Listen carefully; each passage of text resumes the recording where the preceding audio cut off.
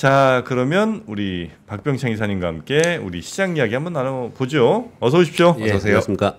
반갑습니다. 네. 미국 시장 또 올랐습니다. 예, 올랐습니다. 네. 다우 0.6, 나스닥 0.6, S&P 500 0.4% 올랐는데요. 네.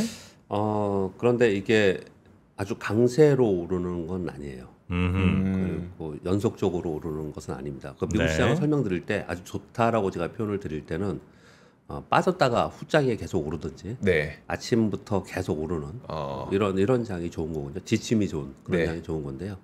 이번 주는 오늘 금요일이지 않습니까? 이번 주는 미국 시장은 내내 상승하면서 매물을 맞으면서 떨어져요.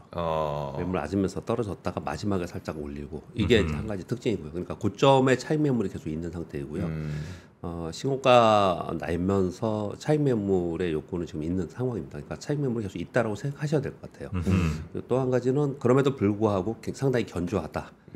그 견조했던 것은 경기 침체 우려가 지금 둔화되는 목소리들이 지금 나오고 있는 상황인 거고요. 그리고 어제 같은 경우에는 이제 마이크론 테크놀로지의 실적 발표가 있었고, 그러니까 일부 섹터들이 움직이는 거고요. 네. 이번 주에 시장이 견조했던 것은 반도체가 올라갔기 때문에 그렇습니다. 다른 데들이 강한 게 아니고요. 네. 이번 주에 미국 시장은 반도체가 전체적으로 끌어올렸다고 보시면 될 것 같습니다. 어제도 갭상승 출발해서 장중에 차익 매물 나오면서 마이너스까지 갔었어요. 네. 그러다가 장 후반에 다시 좀 상승을 해서 그 정도까지 올라온 거예요. 이게 어제만 그런 게 아니고 이번 주 내내 이제 그런 모습을 나타내고 있어서 네. 매물이 좀 나오고 있구나 이렇게 좀 인식이 좀 됩니다. 2분기 GDP 확정치 3.0%, 시장 예상치는 조금 둔화되지 않겠냐. 그러니까 이게 바뀌면서 조금 아래로 수정되지 않겠냐 이런 예상이 있었는데 3.0 그대로 나왔고요. 중국의 경기 부양 정책이 여전히 시장에 지금 영향을 끼치고 있습니다. 지금 보시면 10년 만기 국채 수익률이 올라왔죠. 지금 3.8까지 올라왔어요. 많이 올라왔네요. 네, 많이 올라왔죠. 한 2주 전쯤에 3.6대 아니었어요? 3.6대였어요. 이게 은근슬쩍 조금씩 계속 올라오고 있잖아요. 이게 큰 변동성을 주면은 시장은 위로든 아래든 안 좋습니다. 시장은 네. 하락을 해요. 그런데 이걸 큰 변동성이 없기 때문에 시장에 큰 영향을 주지는 않았지만 이게 올라왔잖아요. 네. 이게 10년 만기 국채 수익률이 올라왔다는 얘기는 뭡니까? 경기 침체에 대해서 우려가 둔화됐다는 얘기예요. 네. 이게 그걸 보여주는 거고 또 2년 만기 국채 수익률도 좀 올라왔거든요. 네. 3.47, 3.5 여기서 좀 올라왔어요. 이거는 경기 침체 우려가 둔화되니까 금리 인하의 속도와 폭이 조금 이제 우리가 생각하는 것보다는 가속화되지 않을 수 있다. 네. 그러니까 얘도 좀 따라 올라오는 거죠. 즉 결국 전반적으로 경기 침체 우려에 대한 게 둔화되면서 국채 수익률을 올렸다 이렇게 보시면 될 것 같고요. 그리고 위안화가 지금 7.01까지 갔습니다. 네. 7.17을 이렇게 갔었어요. 예전에 달러 위안화가 7 위안을 넘어서면 이거 좀 큰일 났다 이런 적도 있었어요. 네. 그것도 있었어요. 그래서 이게 굉장히 중요한데 이 위에 굉장히 오랫동안 있었습니다. 그런데 이게 지금 7.01 장중에 7 위안을 살짝 깨기도 했거든요. 네. 이게 위안화가 강세가 됐다는 얘기지 않습니까? 이건 뭐 때문에 그렇죠? 경기 부양? 네, 경기 부양 정책이 나왔기 때문에 그런 네. 거예요. 얘가 지금 강하지 않습니까? 상대적으로 달러는 지금 100에 그대로 있습니다. 네. 그래서 상대적으로 위안화가 지금 강세를 보이는 그런 특징을 좀 보이고 있습니다. 네. 그러다 보니까 당연히 중국 경기 부양 정책 관련된 종목들은 지금 다 급등을 하고 있는 거고 알리바바가 10%, 핀더더 같은 경우는 12%, 13% 올랐고요. 에스티로더 같은 경우도 그 명품 잘 안 팔린다 그랬었거든요. 네. 어제 10%나 올랐어요. 중국 영향이 지금 시장에 영향을 좀 끼치고 있다 이렇게 보시면 될 것 같습니다. 네. 네. 그러니까 한마디로 얘기하면 반도체가 이끌었고 중국 영향권이 있었다. 그래서 견조했다고 보시면 될 것 같고요. 어제 그 와중에 슈퍼마이크로 컴퓨터가 한 12% 하락을 했는데요. 이거 부정회계를 계속 조사한다는 얘기가 예전에 있었죠. 네. 지금 요거가 좀 구체적으로 좀 얘기가 나오고 있습니다. 결론이 나온 건 아니고요. 조사한다는 내용 좀 나오면서 요게 좀 많이 빠졌어요. 요거는 뭐 영향을 약간 주면서 아마 상승폭을 조금 줄이는 그런 모습을 나타냈을 것 같은데 여기 보시면요. 애플은 플러스 0.5, 테슬라 마이너스 1.1, 엔비디아 플러스 0.3, 0.4, 인텔 플러스 1.6, 마이크로소프트 마이너스 0.18 뭐 이렇단 말이에요. 여기 보시면 마이크론 빼놓고는 뭐 전체적으로 좋은 분위기는 아니죠. 그러네요. 약간 혼조네요, 혼조. 예, 그 설명을 제가 드리는 거예요. 견조하지만 네. 고점의 매물이 계속 나오고 일부 종목이나 일부 섹터에서 그렇게 올라가면서 그들에 따라서 이렇게 올라가는 이번 주에 올라가는 현상이 나타났지 전체적인 분위기는 제가 보기에는 매물이 좀 나오고 있다. 시장 그렇게 좀 봅니다. 그러니까 미국 여전히 좋습니다. 이런 맨날 표현을 드리잖아요. 네. 그런데 매물은 나오고 있다. 네. 표현을 드리는 거고요. 우리 미국 시장 얘기하면서 정말 좋습니다. 맨날 그랬잖아요. 우리 네. 시장은 반면 뭐 다만 뭐 안타깝게도 이런 표현을 썼는데 어제 우리 시장은 아주 좋았습니다. 와, 네. 정말 좋았습니다. 어제 우리 시장은. 뭐 이 안 오른 게 시장에서 안 오르면 이상할 정도던데요. 안 오른 게 없이 전 섹터가 다 올랐습니다. 네. 전 섹터 다 올랐어요. 근데 이거 왜 그러냐? 마이크론 때문에 그렇다라고 우리 다 당연히 생각을 하죠. 왜냐하면 마이크론이 어제 호시적 발표하고 전망도 좋게 나오고 그래서 반도체 피크론이 살짝 들어가면서 어제 SK 하이닉스가 9.4% 올랐고 삼성전자가 4% 올랐으니까 네. 어마어마하게 오른 거잖아요. 근데 제가 아침에 설명을 드리면서 외국인 매도는 또 계속 있었단 말이에요. 네. 특히 삼성전자가 계속 있었기 때문에 어제 같은 경우에도 외국인들이 삼성전자 2,372억 순매도했습니다. 순매도 기준입니다. 매수 매도도 있었겠지만 여전히 매도를 했어요. 그래서 이 강도에 따라서 뭐 이 상승폭이 아침에 한 2~3% 시작해서 꺾일지 어떨지는 뭐 저도 모르겠습니다. 봐야죠. 네. 이렇게 드렸잖아요. 그리고 살짝 밀렸었어요. 사실은 처음에 아침 매물 나와서 그리고 나서 후장에 들면서 점점 강해지면서 밀렸다가 다시 올라왔거든요. 이게 다시 올라오니까 분위기가 바뀐 거예요. 네. 그러면서 안 밀리네. 그러니까 뭘 보면 알 수 있냐면요. 삼성전자, SK하이닉스가 아침에 떴다가 잠깐 밀렸어요. 그러면 이제 반도체 소부장이나 다른 종목들, 반도체만이 아니고 다른 종목들도 아침에 따라서 한 3% 올랐어요. 저도 이제 그런 종목을 뭐 이제 이걸 살까 저거 살까 궁리하면서 볼 거 아니에요. 네. 밀려요, 얘가. 얘가 밀리더라고요. 그래서 역시나 좀 밀리는 거 더 봐야겠다. 어. 근데 얘들이 안 밀리고 다시 뜨니까 나머지 그 종목이 5%, 6%, 7% 나중에 후짝이 확 뜬 거예요. 네. 그래서 시장이 전체적으로 끝까지 오르는 그런 특징을 좀 보였거든요. 일단 뭐 가장 뭐 큰 직접적인 영향은 마이크론이라고 볼 수가 있는데 사실 기저에는 중국의 부양 정책이 있는 겁니다. 네, 중국의 부양 정책이 우리 시장의 분위기를 좀 바꾼 게 좀 있어요. 네, 이 부분이 전체적으로 있었고 그랬기 때문에 반도체, 2차 전지, 금융주주 전 섹터가 상승하는 그런 특징을 보였고 또 한 가지는 제가 어제 시장에서 생각보다 조금 더 한 전 2% 정도 생각했는데 어제 3% 가까이 올랐잖아요. 네. 그 부분은 그 전날 이상한 게 빠진 게 있었잖아요. 1%. 맞아요. 이해할 수 없게 2시 이후에 막 빠졌던. 네. 그 부분은 이제 또 플러스 감만을 한 것 같아요. 그 부분은. 1% 빠진 거 하나 더 얹어서 네. 그 정도까지는 좀 올라가지 않나 이렇게 생각을 좀 합니다. 네. 어제 SK 하이닉스가 9.4% 올랐는데 뭐 반도체 분위기에 매수가 들어온 부분도 있어요. 어저께 SK 하이닉스의 외국인들이 4,876억 순 매수했습니다. 근데 이걸 가만히 보면 SK 하이닉스가 4,800억 순 매수하고 삼성전자를 2,300억 순 매도했거든요.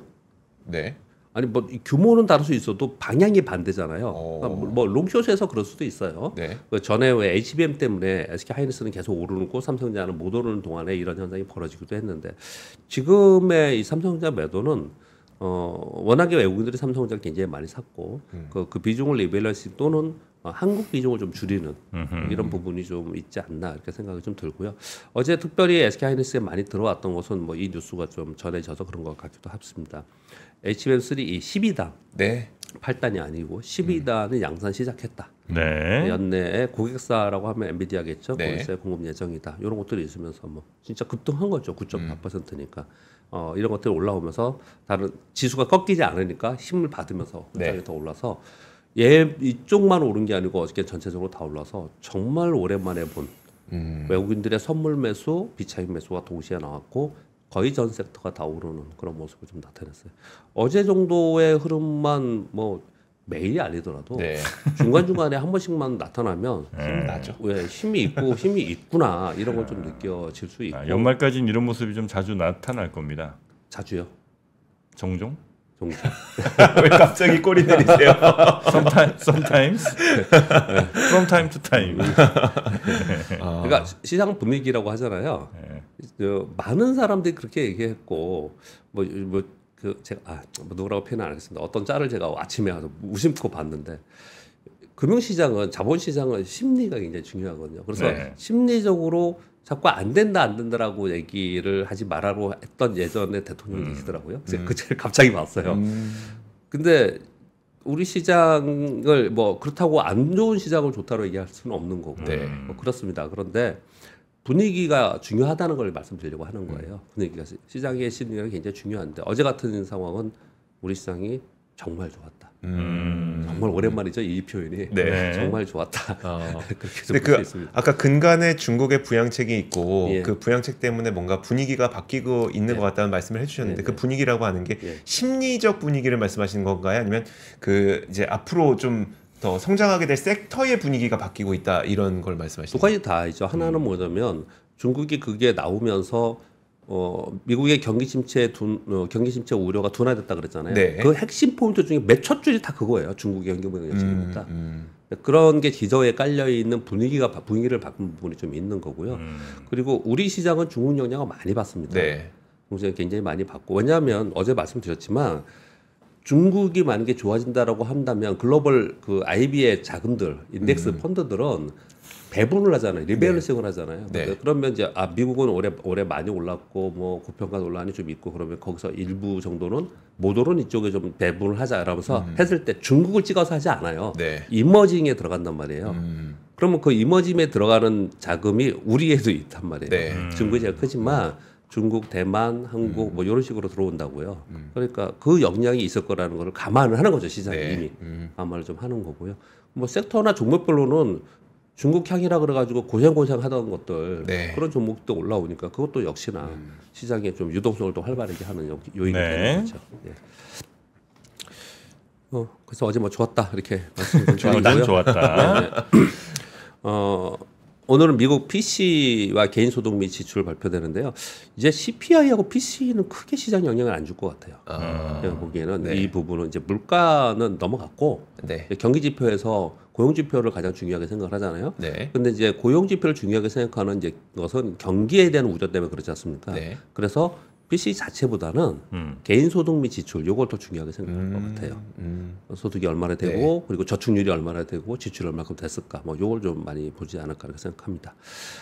이번 주에 미국에서는 고점 매물에서 계속 매물이 나오고 있습니다. 그럼에도 불구하고 시장이 견조한 이유는 단기적으로 아침에 이거 오타가 조금 있네요. 우려보다는 기대 우선의 수급이 좀 나온 거라고 저는 이제 설명을 지금 드리고 있는 겁니다. 네. 미국의 GDP 성장률이나 뭐 소비 지표들 나오는 거 이런 거 보면은 경기 침체 우려가 좀 둔화된 상황인 거고 거기에 이제 중국 경기 부양이 상당히 영향을 미치고 있다고 생각합니다. 중국 상해 지수는 7일 연속 상승을 했고요. 중국 상해 지수는 우리하고 비슷하게 0.3, 0.2 이런 식으로 올랐어요. 네. 그런데 이번에 그 지표 그 경기 부양 정책 발표하고 나서 3일간 9% 올랐습니다. 3일간 8.9% 올랐거든요. 지수입니다, 지수. 물론 많이 빠진 상태에서 올라오긴 했지만 홍콩은 저는 저점 찍었다고 보인다고 말씀을 좀 드렸고요. 네. 얘네들은 저점 확인하고 이제 저점 찍었다라고 말할 수 있는 건 아니에요. 외봉이기 때문에. 네. 외봉이라고 하거든요, 그걸 역으로. 그래서 한 8.9% 올랐는데 지수라는 게 좀 그래요. 우리나라가 만약에 코스피가 9% 오르면은 3천 근처입니다. 이 퍼센테이지로는 그래요. 네네. 그럼 분위기 또 바뀌는 거잖아요. 그러니까 이만큼 어떤 정책이나 뭐 경기 부양 정책이라든지 시장 분위기는 상당히 중요하다. 네. 그런 말씀 좀 드리겠고요. 근데 제가 계속 미국 시장을 말씀드리면서 지금 반복하는 거는 차익 매물이 나오고 있다라는 거예요. 네. 그래서 시장보다는 이번 주에 계속 말씀드리는 건데 시장보다는 그 개별 종목에 이제 실적진 들어가기 때문에 네. 종목 위주로 하는 게 어떤가 생각하는데 특히 우리는 제가 여기다가 더욱더라는 표현을 썼습니다.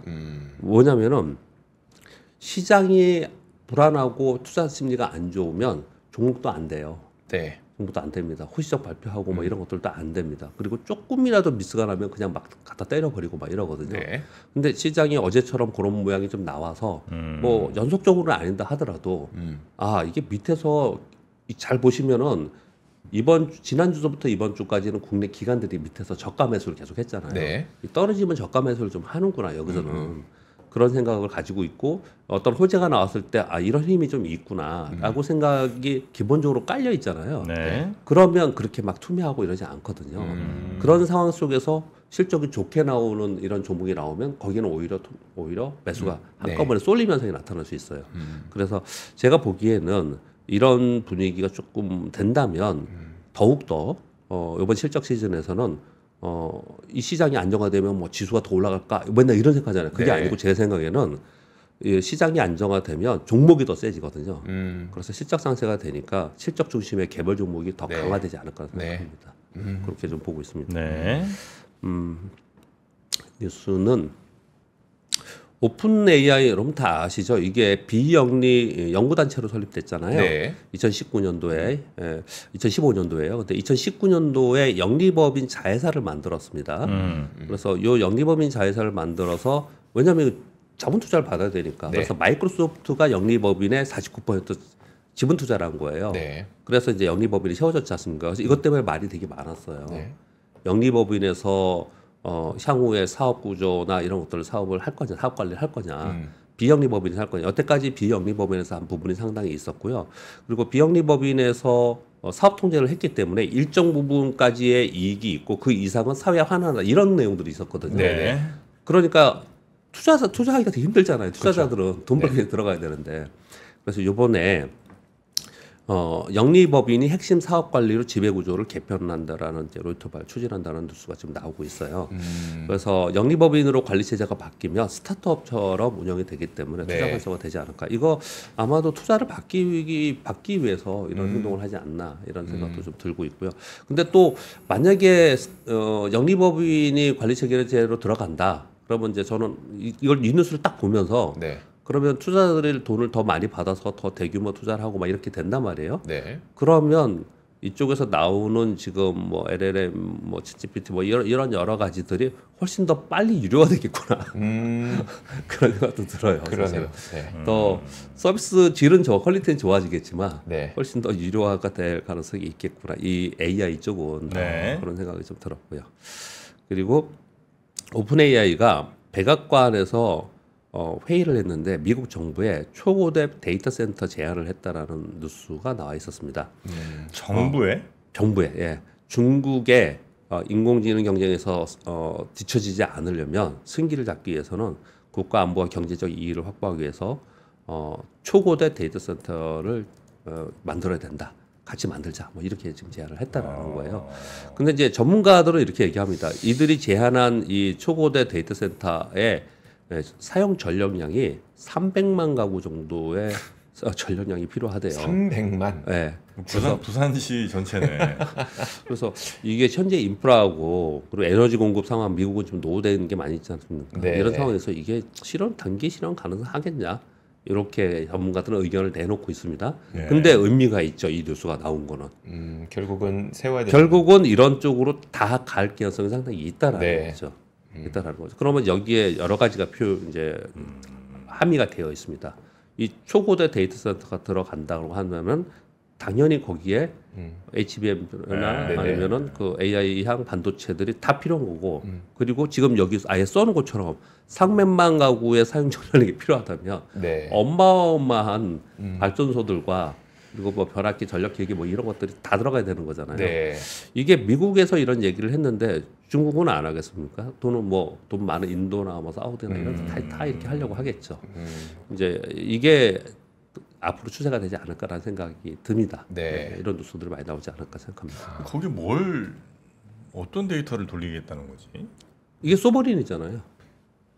그러니까 예. 국가의 네. 데이터들 예를 들어 뭐 각국이 보안, 뭐 예, 예. 국방 관련 데이터는 예, 예. 함부로 오픈 AI한테 너가 학습해봐라고 할 수가 없으니 그러면은 그런 데이터는 누구가 돌려야 되냐? 그거가 이제 소버린 AI. 각국 정부들이 이제 해야 된다. 예, 네. 그렇죠. 예. 네. 지금 사실 엔비디아의 젠슨왕 CEO도 내년도에는 이 소버린이 굉장히 중요하게 생각을 하고 거기서 이익을 아예 지난번에 IR 할 때 발표를 했지 않습니까? 그러니까 내년도에 이 얘기가 굉장히 많이 나올 수 있어요. 각국에. 그럴 가능성이 되게 높습니다. 3번 뉴스는 그냥 한번 가져와 봤는데요. 워낙에 지금 반도체 얘기도 하도 많고 그런데 뭐 모건 스탠리 때문에 시끄럽잖아요.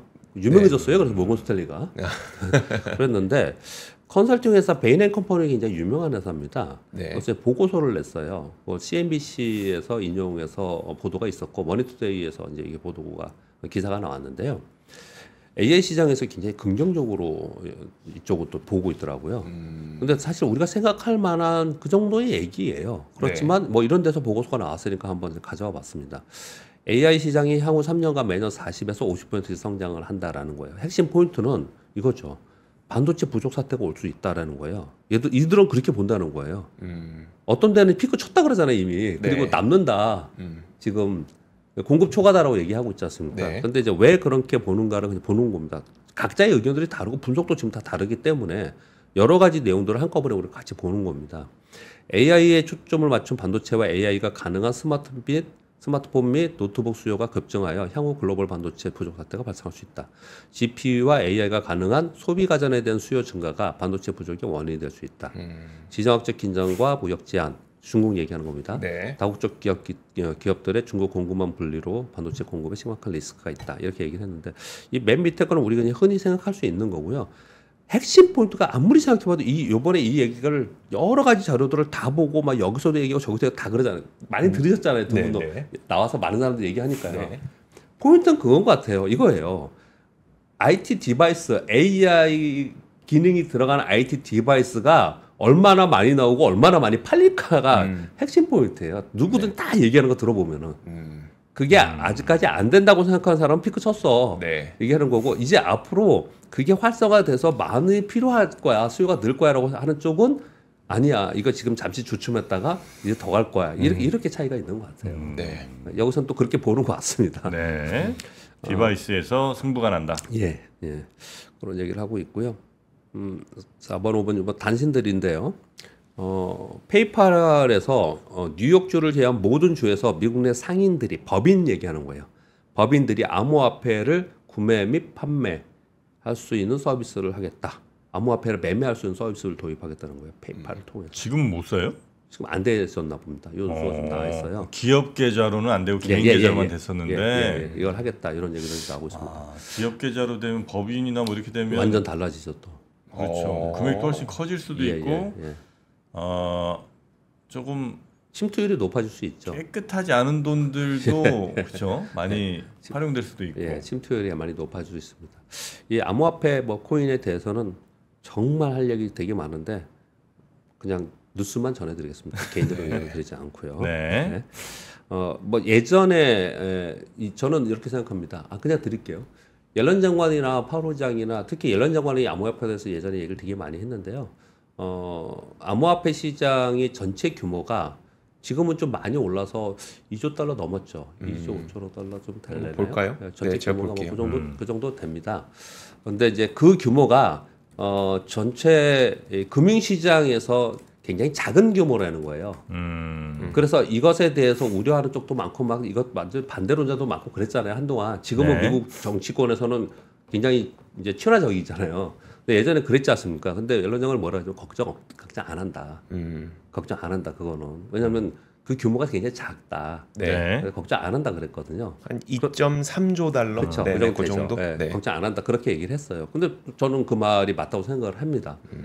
왜냐하면 거기 추종자도 많고 거기 그게 얼마까지 간다는 사람들도 있고 아무튼 간에 거기서 수익을 내면 되고 네. 그래서 그들의 리그잖아요. 그들의 리그지 않습니까? 근데 암호화폐 이 비트코인 얘기하면 그런 생각 해본 적 없어요?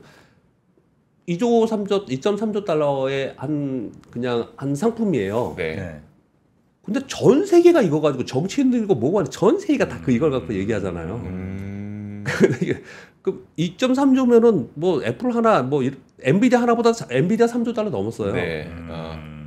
그런데 전 세계가 그거 가지고 매달려 있지는 않잖아요. 네, 근데 얘는 그렇게 하잖아요. 네. 그래서 그거 가지고 말들이 되게 많았을 때 옐런 장관이 그 규모가 우리가 걱정할 만한 규모가 아니다 이런 얘기를 했었거든요. 그런데 맨 처음에 선물이 들어왔잖아요. 네. 이번에 현물 ETF가 들어왔죠. 그렇죠. 이 침투율이 계속해서 이게 세지지 않습니까? 네. 아마 이걸 갖고 계시는 분들은 이걸 굉장히 반기고 있겠죠. 반기고 그리고 가격은 더 올라가겠죠. 왜냐하면 제한된 상황 속인데 수요가 느는 거니까. 네. 그렇겠죠. 그런데 이 금융권에 있는 사람의 저도 금융권에 있는 사람의 입장에서 보면은 그게 침투율이 점점 높아서 금융권 안으로 들어오잖아요. 네. 그 규모가 점점 커지잖아요. 네. 점점 커지면 그게 나중에 변동성을 유발할 수 있다라는 걸 항상 생각을 하는 거예요. 그 한편으로는 그런 생각이 있다라는 말씀을 좀 드리는 거예요. 암호화폐 비트코인들한테 의견을 드린 게 아니에요. 변동성이 생길 수 있다고요? 예. 그 암호화폐 아니면 암호화폐가 주는 다른 시장. 암호화폐가 금융시장에 주는 아. 금융시장에 주는 변동성을 꽤 얘기하는 사람이 많습니다. 지금까지 어느 정도 좀 단절이 돼 있어서 암호화폐 막 날아가든 뭐 폭망하든 뭐 그냥 뭐 상관없었는데 여기 이제 점점 금융시장에 영향을 줄 만한 연결고리들이 자꾸 생겨나고 있다는 말씀이시군요. 그렇죠. 요 얘기는 그냥 제 뭐 상황만 말씀을 좀 드렸는데 네. 아마도 몇 년 안에 네. 이 얘기를 많이 할 날이 저는 올 거라고 생각합니다. 저는 그렇게 생각을 좀 하고 있습니다. 네네. 그리고 오브뉴스는 미국 하원에서 중국 디스플레이 기업의 제재를 촉구한다라는 그 이제 보도가 나왔는데요. 하원의 의원들이 또 이제 국방부에 BOE 아예 지명을 했습니다. 탄마 등에 대한 제재 촉구 소안을 국방부에 제출했다는 거예요. 왜냐? 디스플레이들은 아주 다양하게 군사용 무기에 사용되고 있다라는 거예요. 네. 그러니까 사실은 반도체, 바이오, 디스플레이 뭐 아마 안 하는 게 없어요. 네. 그 중에 이제 디스플레이를 아예 강력하게 이렇게 얘기를 하고 있는 거거든요. 그래서 이게 우리 시장에 영향을 줄 수 있지 않냐면서 어저께 이제 뉴스들이 많이 돌아다녔어요. 네. 그런 가운데 어제 LG 디스플레이가 급등했거든요. 시장도 좋았지만, 네. 근데 LG 디스플레이가 중국 LCD 공장 판다는 얘기가 있었는데 어저께 아직 공시가 나왔습니다. 네. 중국에 2조 300억 정도의 매각한다는 공시가 나오면서 어제 급등을 했거든요. 그러니까 결국은 LCD는 다 간 거예요, 이제 중국으로. 네. 이제 다 넘어간 거예요. 그래서 그걸 미국에서는 이제 견제하는, 이게 마지막 공장이었죠? 견제하는 이런 상황이 좀 되고 있습니다. 그 뭐 다른 거 다 견제하고 있잖아요. 네. 근데 이제 또 우리 K뷰티를 또 노리고 있는 것 같아요. 알리익스프레스에서 한국 상품 전문 채널 K베뉴를 통해서 국내 한국 뷰티 전문관 뷰티 탭을 오픈했다고 합니다. 알리익스프레스 안에. 이것도 네. 우리 정프로는 전문가시잖아요. 아, 전문이죠. 여기 아마존에 들어가면서 굉장히 영향이 파급력이 컸었거든요. 네. 알리에 들어가면 어떨까? 이것도 상당히 또 볼만한 관점 포인트입니다. 알리에서 네. 뷰티 전문관 K뷰티 예. 탭을 이제 만들었다 이거죠? 예. 그런 지금 그 뷰티를 하려고 다이소 들어갔죠. 네. 컬리 들어갔죠. 무신사 들어갔죠. 지금 올리브영은 워낙 이제 네, 오프라인에서 무신사도 하고 있는 있죠. 것 같더라고요. 예. 지금 제가 그쪽을 좀 취재를 하고 있는데 네. 여기 지각 변동이 좀 장난 아닐 것 같습니다. 아, 뷰티 쪽이. 약간 좀 움직임이 너무 커요. 어, 그래요. 이런 가운데 알리까지 뛰어들었다. 음. 사실 쿠팡도 지금 막 쿠팡도 뷰티 강화한다고 막 그 뭐야 팝업 스토어 열고 막 이러거든요. 와, 이게 좀 움직임이 커질 것 같은 느낌이 있어요. 그 전체 파이는 시장은 커지는 거잖아요. 네. 그렇죠. 그렇게 되면은 그리고 소비자들이 또 선택할 수 있는 네. 것도 많아지는 거라서 소비자 입장에서는 좀 좋은 거긴 하죠. 근데 이제 처음에 그렇게 돼서 뭔가 좋아지는 분위기가 막 생기잖아요. 네.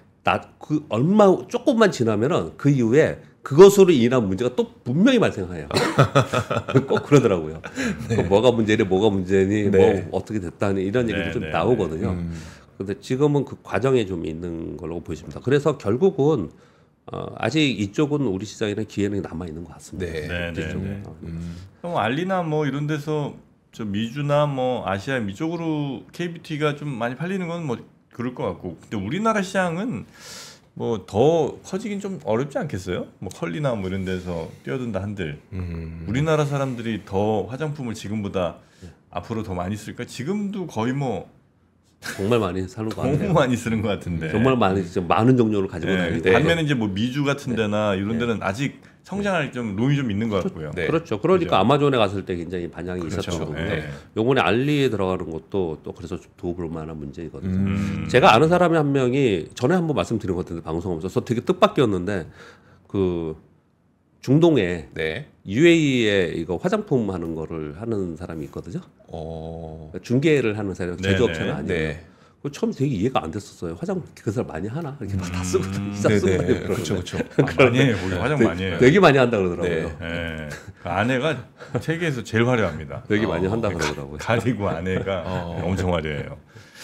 예, 자, 또 그리고요. 마지막 뉴스 하나 하겠습니다. 이 뉴스 보시면 여러분들이 또 성토하실지 모르겠는데 그래서 참 그냥 웃음이 좀 나왔습니다. 나왔네요. 그래서 저는 증권사 직원이기 때문에 약간 평도 좀 하도록 하겠습니다. 어제 24일 날 24일 날 거래소 유가증권 본부장이 긴급 기자회견을 했습니다. 어제가 아니네요. 그러니까 각계 전문가들의 의견과 향후 기업 가치 제고 계획, 공시 추이 등을 고려해서 구성 종목을 변경하는 방안을 적극 검토할 계획이다. 우리 제목이 이거예요. 밸류업 지수 혹평했잖아요. 네. 지금 우리도 그랬잖아요. 그렇죠. 밸류업 지수 혹평에 연내 구성 종목을 변경 검토하겠다는 거예요. 일단 이것만 보면은 어떻게 생각이 드세요? 근데 지수는 나오는 시점은 9월 30일이잖아요. 이미 지수 나왔고 그리고 발표했고 1년에 한 번씩 변경한다고 해놨잖아요. 네. 그런데 워낙에 욕을 많이 먹으니까 호평을 하니까 연내에 구성정보를 변경하겠다는 거예요. 이걸 제가 보면서 정프로님 목소리가 막 들렸어요. 아유, 왜 이래? 그러면서 시장에 좀 근데 안에 내용이 내용 생각해볼 만한 문제는 있습니다. 뭐냐면 시장이 생각하는 밸류업 컨셉과 거래소 생각하는 밸류업 컨셉의 차이가 있어서 시장에 의아하다는 반응이 나온 것으로 보인다는 거예요. 네. 이 밸류업 지수의 취지는 거래소에서 생각하는 거는 저평가 또는 고배당 기업을 발굴하기 위한 목적이 아니고 다양한 질적 지표가 우수한 대표 기업들로 구성함으로써 이들 기업이 밸류업 프로그램에 참여시키는 게 목적이다 이렇게 얘기를 했어요. 밸류업 해야 될 회사들을 모으겠다는 거죠? 그러면 또 그것도 이상하죠. 그렇게 하면은 너무 이상한 안 좋은 회사만 모으는 거잖아요. 그거는 그것도 웃기잖아요. 근데 이런 목적이 좀 있었다라는 얘기를 좀 하면서 향후 밸류업 상황에 따라서 밸류업을 잘하는 기업을 더 확장해서 넣기도 하고 안 되는 데는 빼기도 하고 이런 걸 좀 하겠다 이렇게 했거든요. 근데 이 얘기 자체를 저는 충분히 좀 이해는 되는데 어떤 것들을 또 비판할 수밖에 없냐면은 이거를 여기 써 있잖아요. 향후 각계 전문가들의 의견과 해서 하겠다는 거예요. 그럼 여태까지 전문가들의 의견하고 막 그렇게 심사숙고를 안 하고 발표했나? 심사숙고 했을 거 아니에요. 굉장히. 그런데 나오자마자 굉장히 호평을 받았고 또 그 영향이 시장에 영향을 주기도 했고 그랬지 않습니까? 아래쪽으로 영향을 줬어요. 그러다 보니까 이게 나와서 아무튼 그냥 가만히 있는 것보다 그냥 뭐 밀어 비추는 것보다도 유연성 있게 시장과 소통하는 거는 굉장히 좋은 거지 않습니까? 네. 근데 제가 볼 때 그때도 말씀드렸듯이 이걸 좀 섹터별로 좀 배분하는 느낌도 좀 있고 네. 여러 가지 다른 우리가 보는 관점하고 다른 관점이 좀 있는 것 같다라고 말씀을 드리긴 했는데 만약에 우리가 시장에서 생각하는 것처럼 밸류업 뭐 주주환원 주식소각 많이 하는 거 이런 거 순으로 한다면은 되게 이상한 주식들이 많이 들어갈 수도 있어요. 그러니까 그것만 할 수는 없는 거예요. 한 단편만 볼 수 있는 건 아니거든요. 그러니까 제가 변명하려고 하는 게 아니고 이거 비판받아 마땅하긴 해요. 근데 유연성 있게 하고 있다라는 생각이 좀 드는 거고요. 근데 제가 증권사 직원으로 한마디만 드린다라고 했던 건 뭐냐면요. 우리가 그 HTS 개발이나 제가 이제 증권사 있으니까 또는 아니면 알고리즘 개발이나 뭐 이런 거 많이 할 때 특히 증권사에서 HTS 개발 대만의 HTS 우리나라 기업이 만들어줬거든요. 그래요? 이 기적 분석하고 HTS 기술 우리나라 되게 뛰어나요. 주식과 관련된 건 되게 뛰어나요. 네. 그 여러분들이 좀 알고 계셔야 돼요. 제가 그런 생각도 했다니까요. 요즘에 이거 유튜브에 언어 변환 저절로 된다면서요. 네. 그러면 아마 전 세계 기적 분석 우리나라 사람 제일 잘할 거예요. 근데 기적 분석 전 세계 다 통하는 거잖아요. 네. 이런 거 해도 될 거예요. 그런 분들은 그런 생각이 들거든요. 근데 아무튼 그렇게 훌륭한 기술을 갖고 있고 그래요. 근데 HTS가 나오면서 계속 변경하거든요. 왜냐하면 나오면 쓰는 사람이 불편한 거예요. 그래서 이걸 유저들이 필요한 인터페이스를 가져야 된다. 유저 마인드 인터페이스라고 하거든요. 이 기술 개발하는 사람들이.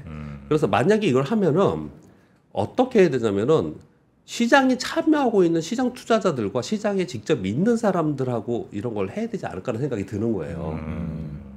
그러니까 전문가 집단이라고 하는 사람들이 만약에 뭐 공무원들이 있고, 그 기관에 있고, 뭐 교수님들이 있고, 이거랑 우리가 시장에 실제로 있는 시장 참여자들의 시각 차이가 분명히 있는 거거든요. 근데 꼭 이것만이 아니고 우리나라에서 나오는 이 주식 관련 정책들에 대한 아쉬움이 그런 게 상당히 많이 있다라고 저는 생각이 들어서 거기에 그냥 한번 더 덧붙였습니다. 근데 밸류업 지수라는 게 특징이 미래를 보고 할 수 있는 건 좀 아니지 않나 이런 생각이 좀 드는 게. 반도체 지수 만들었는데 앞으로 우리 반도체 정말 한번 열심히 해보겠습니다. 이런 회사를 집어넣어줄 수는 없을 거 아니에요. 그렇죠. 2차 전지하는데 저희도 뭐 생각은 있거든요. 이런 회사를 그래 한번 잘해봐라 이렇게 넣어줄 수는 없지. 지수라는 게 원래 그렇지 않아요? 그렇죠.